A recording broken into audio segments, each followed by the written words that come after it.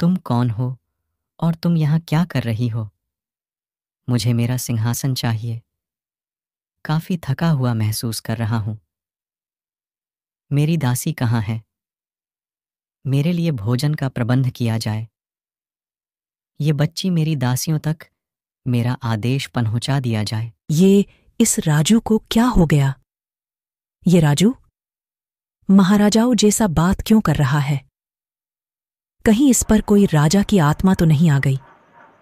ये सापित तलवार जरूर उस राजा की है, जिसके छूने से ही राजा की आत्मा राजू के अंदर चली गई। मुझे जल्दी ही ये सारी बातें माँ पापा को बतानी होगी। इतना बोलकर रानी भागते हुए अपने घर की ओर जाने लगती।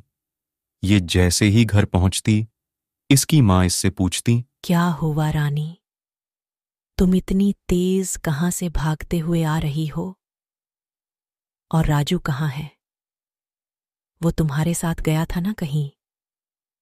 तुम लोगों के ऊपर किसी जंगली जानवर ने हमला तो नहीं कर दिया?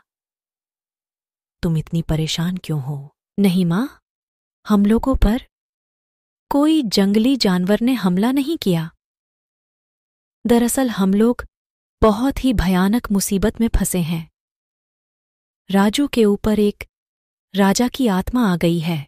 उसके बाद रानी सारी कहानी विस्तार से उर्मिला और रामू को बताने लगती, जिसे सुनते ही दोनों के पैरों तले जमीन खिसक जाती और वे बोलते, क्या राजू ने सापित तलवार को छू लिया?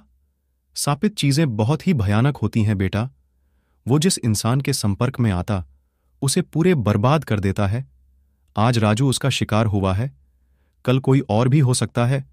और राजा की आत्मा अभी राजू के अंदर है। वो जरूर किसी बदले की भावना में यहां आया होगा।